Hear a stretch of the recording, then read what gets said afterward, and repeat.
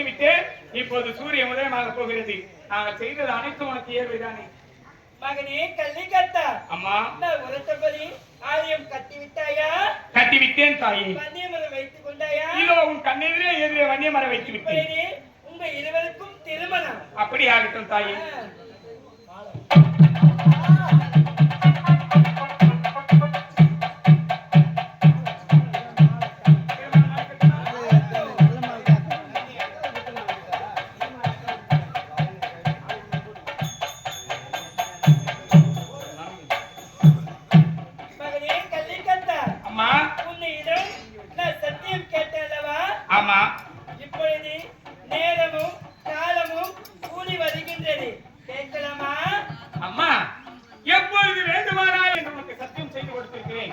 அந்த சத்தியத்தை மீறப்போவன் கிடையாது இந்த கலிக்காத்தா.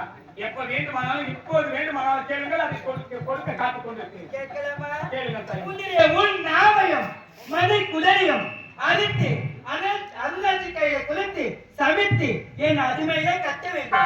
அம்மா தாயி, உலகால உண்மைகளே, உமா வயசிறு தாயே, ஆயிரம் கண்ணுடையார் இப்பேற்பட்ட சோதனைக்கு ஆளாக்கி விட்டாய் அம்மா. உனக்கு ஆலயத்தை அமைத்தேன், வன்னியமரத்தை கொண்டு வந்தேன், இதோ கோவில் கட்டி கும்பாபிஷேகம் செய்ய போகிறேன். அப்படி செய்ய தருவாயிலே நான் செய்து கொடுத்த சத்தியத்திற்காக என்னுடைய நாக்கும் மகனை குடலையும் அறுத்து சமைத்து என் மனைவியின் கரத்திலே கொடுக்க வேண்டும் என்று உரைக்கின்றாய்.